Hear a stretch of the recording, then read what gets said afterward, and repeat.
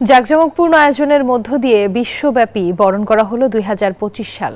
ঘটনাবহুল ২০২৪কে বিদায়ের পাশাপাশি রঙিন আলোকসজ্জা, আতশবাজি আর বর্ণিল আয়োজনে দেশে দেশে উদযাপন করা হয় বর্ষবরণ উৎসব।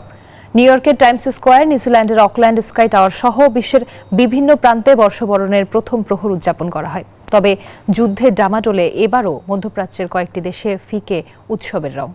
শেষ হলো ঘটনাবহুল আরেকটি স্মরণীয় বছর। প্রতিবারের মতো এবারও নতুন বছর ২০২৫ সালকে বরণ করে নিতে বর্ণাঢ্য আয়োজনে মেতে উঠল যুক্তরাষ্ট্রের নিউ ইয়র্কের টাইমস স্কয়ার। নতুন বছরের প্রথম প্রহর উদযাপন করতে জড়ো হয় পর্যটক সহ কয়েক লাখ মার্কিনী। ঘড়ির কাঁটায় স্থানীয় সময় রাত ১২টা বাজতেই নিউজিল্যান্ডের অকল্যান্ড শহর ছেয়ে যায় বর্ণিল আলোক ছটা এবং আতশবাজিতে। এর আগেই অবশ্য প্রশান্ত মহাসাগরীয় ছোট্ট দ্বীপরাষ্ট্র কিরিবাতি নতুন বছরকে স্বাগত জানায়। নতুন বছর ঘিরে কয়েকদিন থেকেই চীন সেজেছে বর্ণিল সাজে।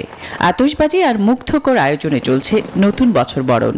নতুন বছরকে স্বাগত জানাতে সেজে ওঠে অস্ট্রেলিয়ার বড় বড় শহরের আকাশ। বছরের প্রথম প্রহরে আতশবাজি প্রদর্শনীর আয়োজন করা হয় লন্ডনে। তবে নতুন বছরকে বরণে যখন দেশে দেশে নানা আয়োজন, তখন মধ্যপ্রাচ্যের দেশ সিরিয়া, ফিলিস্তিন, লেবাননে আতশবাজির বদলে বোমার আওয়াজে আতঙ্কিত লাখো মানুষ। উৎসব নয়, নতুন বছরে যুদ্ধ বন্ধের প্রত্যাশা তাদের। Desk report, news 24।